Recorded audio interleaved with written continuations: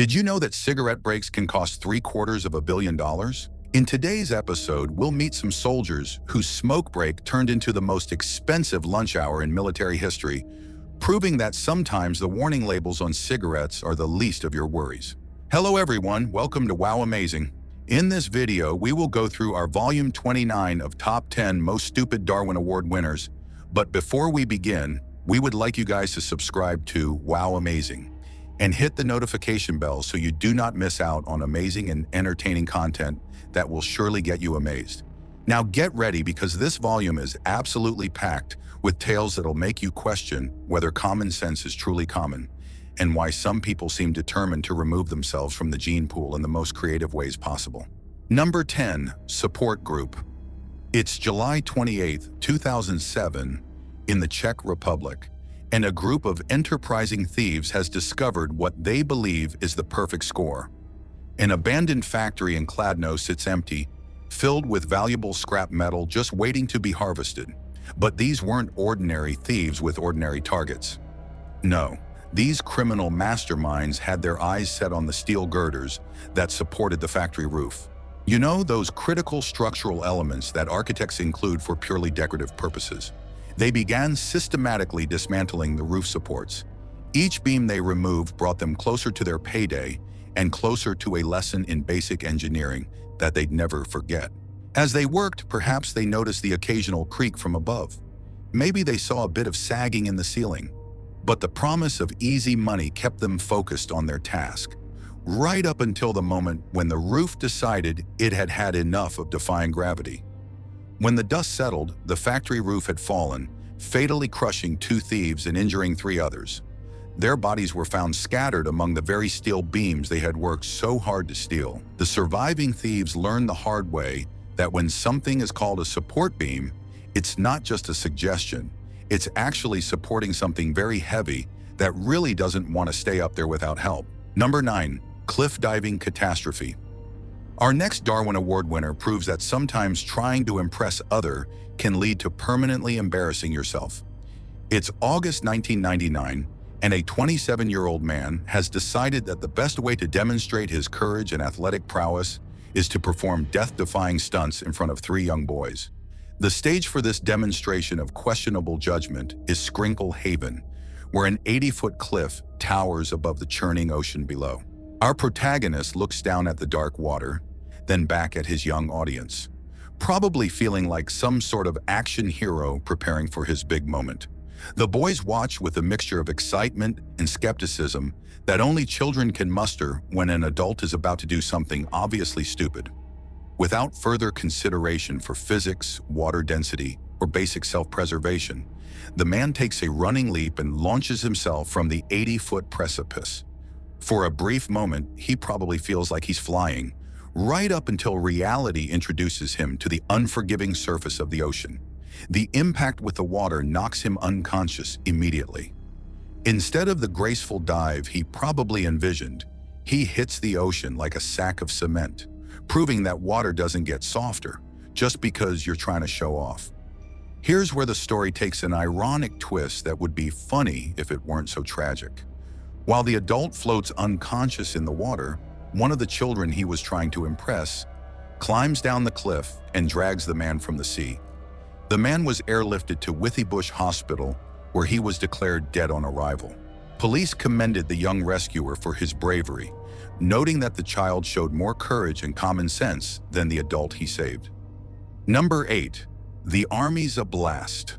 Sometimes a simple cigarette break can become the most expensive lunch hour in military history, especially when you're surrounded by enough explosives to level a small city.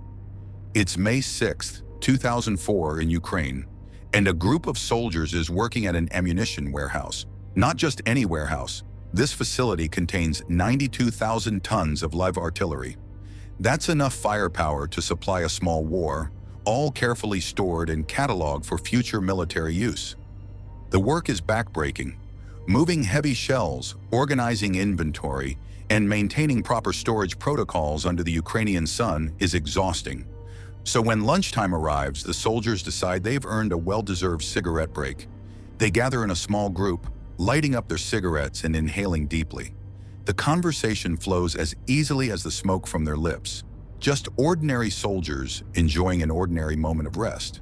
What happens next proves that sometimes the most casual actions can have the most extraordinary consequences.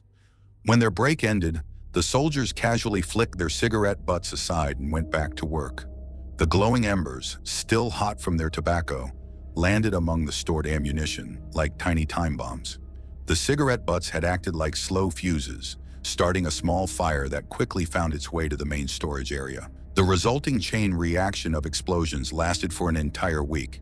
Debris was thrown as far as 25 miles away. Buildings in a 2-mile radius were completely destroyed. Thousands of nearby residents had to be evacuated as red-hot shrapnel set additional fires in surrounding towns and ruptured a gas pipeline. The total damage from that simple smoke break was estimated at $750 million, making it possibly the most expensive cigarette in human history. Miraculously, only one soldier died in the disaster, though 6 were charged with grossly neglecting fire safety rules. Number 7. Homemade wine. Our next Darwin Award winner demonstrates that sometimes the most dangerous vintage isn't the one that's been aging too long, but the one that never should have been consumed in the first place. It's April 22, 2004, at a convenience dump in Cave Springs, Georgia. It was a local drop-off point where residents could bring their waste for later transport to the main county dump. One particularly observant inspector was making his rounds when something caught his eye in the trash compactor. There, among the regular household refuse, was a bottle that looked suspiciously like homemade wine.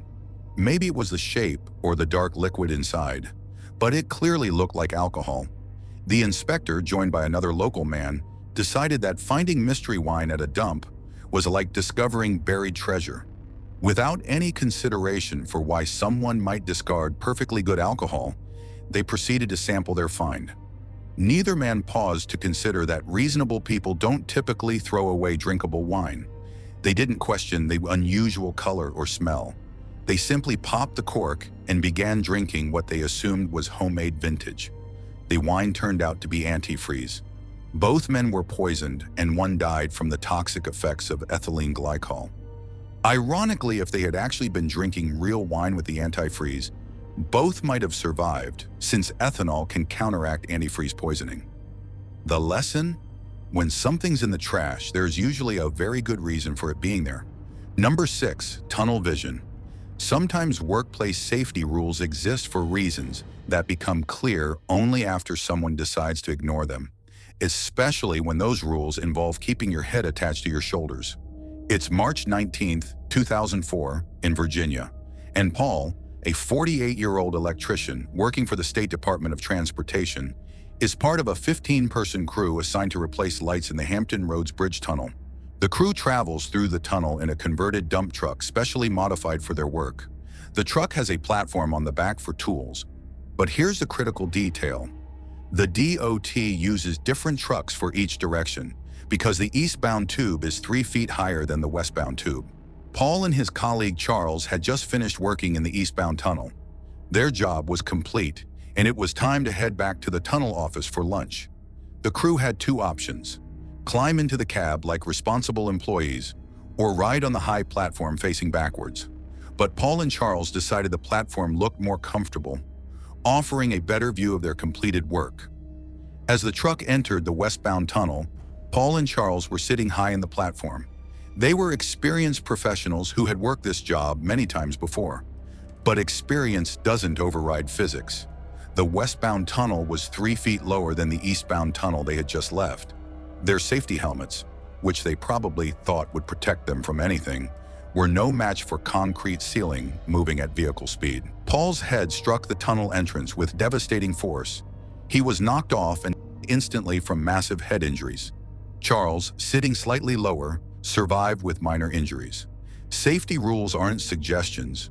They're the difference between going home for lunch and becoming a cautionary tale. Number 5, up in smoke. Our next Darwin Award winner proves that alcohol and fire make a deadly combination, especially when you add stupidity and ignore basic safety advice from the person trying to save your life. It's March 5, 1999, in Fleet, Hampshire, England, and Christopher Piper has just arrived home on Friday night with a case of beer. His wife Jacqueline watches as he settles in for what promises to be a long evening of drinking. He drank a quantity of the beer and then started smoking. As the night progressed and the beer flowed, Christopher's coordination began to suffer. His wife watched with growing concern as he clumsily attempted to refill his butane lighter. His hands, unsteady from alcohol, spilled the highly flammable liquid all over his jumper. Jacqueline warned her husband that he was being silly. She meant the potentially deadly kind. But Christopher, now thoroughly intoxicated, paid her little attention. The 35-year-old man flicked his lighter experimentally, watching the flame dance in his impaired vision. He decided it would be entertaining to try burning his trousers. What happened next was as predictable as it was horrific. The fuel-soaked jumper caught fire instantly, turning Christopher into a human fireball in his own living room. This story might have had a different ending. The fuel-fed fire burned virtually every inch of Christopher's body, sparing only the soles of his feet, and he died shortly after arriving at the hospital. Number 4. Shell shot. Sometimes curiosity and firearms make a deadly combination, especially when the object of your curiosity happens to be a live explosive device, just waiting for the right trigger. It's October 20th, 1999 in Texas, and 3 friends are cleaning out an old building when they make what they think is an interesting discovery. Hidden among the clutter and debris, they find 2 75mm ceremonial military rounds, essentially live explosive devices left over from some forgotten military event. The 3 men gathered around their find, examining the sleek metal shells with the fascination of people who had clearly never seen the aftermath of an explosion. Someone, and history doesn't record who had this brilliant idea, suggested they could trigger the explosives with gunfire. It seemed like foolproof logic. Point gun at explosive, pull trigger, watch fireworks. What could possibly go wrong? They positioned themselves what they thought was a safe distance away, aimed their weapons, and opened fire. And you know what? It worked. The explosives detonated exactly as planned, creating a spectacular display of destructive force. Unfortunately, our amateur demolition experts had seriously underestimated the blast radius and power of military-grade ordnance. The explosion sent deadly shrapnel flying in all directions. One of the 3 men was killed instantly at the scene, his body torn apart by the pieces of metal he had been so eager to see explode. The surviving 2 friends suddenly found themselves with a much deeper appreciation for professional explosive ordnance disposal. Number 3. Dum Dum Boutique. Our next Darwin Award winner demonstrates that even experienced criminals can make rookie mistakes, especially when fashion accessories decide to join the fight against crime.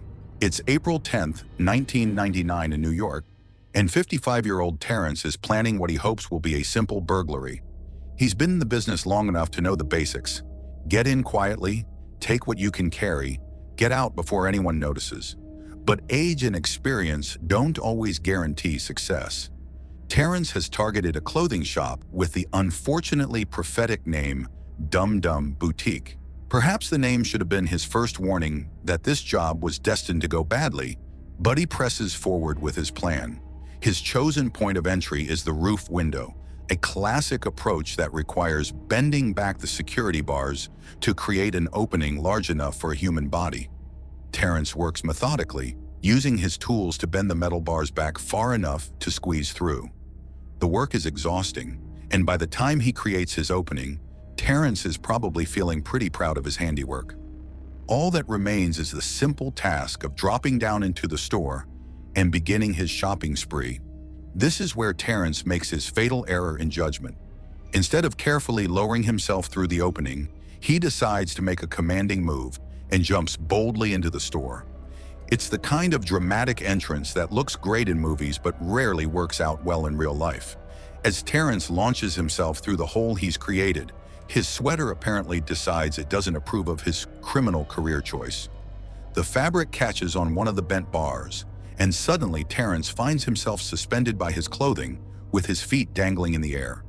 The more he struggles, the tighter the fabric constricts around his neck. He was found dead at the scene on Saturday morning, strangled by his own sweater in a poetic example of fashion, fighting back against crime. The Dum Dum Boutique lived up to its name. Number 2. Snake Charmer. It's May 1999 in the northern province of Uttarakhand, Thailand, and he, a 55-year-old man with a reputation for snake catching and charming, receives an urgent call from his neighbors. They have a crisis. A python has invaded their home, and they need his expertise to remove the unwanted reptilian guest. Hai rushes to the scene like a scaly superhero. He enters the house with the confidence of a man who has faced down serpents before and lived to tell the tale. Inside the dwelling, he locates the python, a magnificent 5-foot specimen of solid muscle and predatory instinct. Working with practiced efficiency, Hai manages to capture the snake and secure it in a burlap sack. Mission accomplished, crisis averted, day saved. He emerges from the house victorious, holding the sack aloft like a trophy. The neighbors who had called for help gather around, relieved that their python problem has been solved by such a skilled professional. He begins his walk home, probably feeling quite satisfied with another successful snake rescue. Other villagers spot Hai walking with his mysterious sack and become curious about its contents. They ask to see the python he's captured. Now, a truly wise snake handler might have explained that the python was safely contained and should remain that way until properly relocated. Decide to give his impromptu audience a demonstration. He pulls the python from the sack and boldly wraps it around his neck like some sort of living necklace. For a brief moment, he probably feels like the ultimate snake charmer, displaying his mastery over one of nature's most feared predators. The wild python, however, has different ideas about this arrangement. 5 feet of solid muscle doesn't appreciate being used as a fashion accessory, and it responds the only way it knows how, by constricting. Within minutes, as terrified villagers watched helplessly from a safe distance, Hai collapsed and died, strangled by the very creature he had successfully captured just moments before. Number 1. Good trumps evil at church. Our top Darwin Award winner proves that some crimes carry their own divine punishment and that karma sometimes works with terrifying efficiency. It's March 8, 2005 in Nairobi, Kenya, and Sunday service is underway at All Saints Cathedral. The congregation has gathered for their weekly worship, filling the pews with faithful believers seeking spiritual guidance and community connection. Among the worshipers sits a middle-aged man who appears to be just another member of the congregation. He follows along with the prayers, stands when appropriate, and generally blends in with the crowd of genuine believers surrounding him. But this man isn't there for spiritual enlightenment. He's conducting what he believes is the perfect reconnaissance mission, studying the church's routines and waiting for the perfect moment to execute his plan. As the service progresses toward its traditional conclusion, the offering baskets begin their journey through the pews. This is the moment every church thief dreams of. Dozens of baskets filled with cash donations, passing within arm's reach of every person in the building. For most congregants, the offering represents a chance to support their church and demonstrate their faith through giving. For our would-be thief, it represents an opportunity too good to pass up. When the offering basket reaches his pew, instead of making a donation, the man begins stashing handfuls of money in his pockets. He's not subtle about it. Fellow worshipers watch in astonishment as he brazenly steals from the collection meant for charitable works. The congregation's shocked stares make it clear that his crime hasn't gone unnoticed. Realizing he's been caught red-handed, the thief panics and flees from the cathedral, clutching his ill-gotten gains as he runs. As the thief bursts from the church onto the busy highway outside, he runs directly into the path of a speeding bus. The collision kills him instantly, scattering the stolen offering money across the asphalt like some sort of twisted religious symbolism. The official cause of death was listed as an act of God, proving that some crimes really do carry their own immediate punishment. The moral of this story? Don't annoy the ruler of the universe. The response time is faster than you might expect.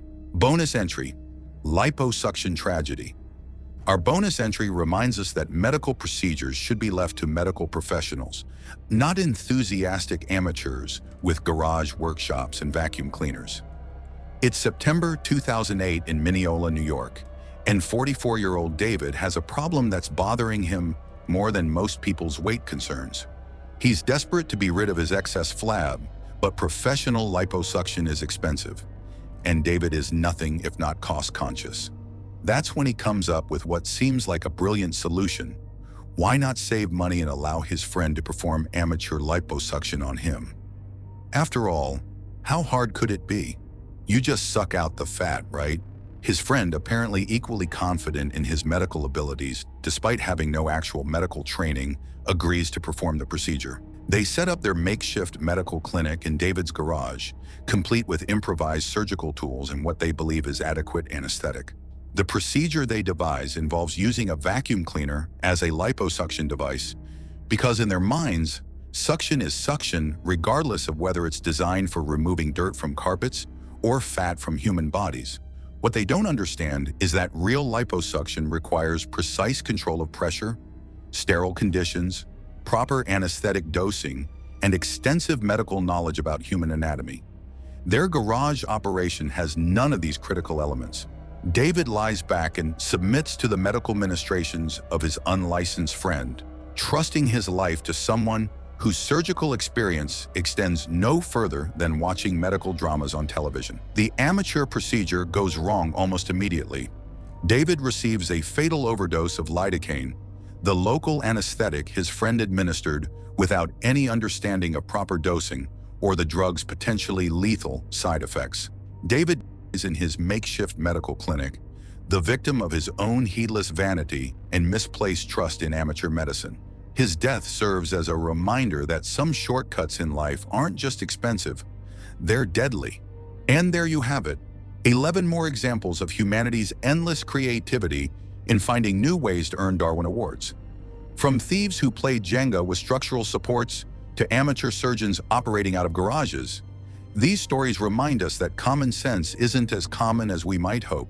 Also, smash that like button, hit subscribe, and ring that notification bell so you don't miss our next episode, where we'll bring you more tales of evolution in action. And if you know someone who could use a lesson in thinking before acting, share this video with them. You might just save a life. As always, stay smart, stay safe, and remember, Darwin is always watching. This is Wow Amazing, signing off until next time.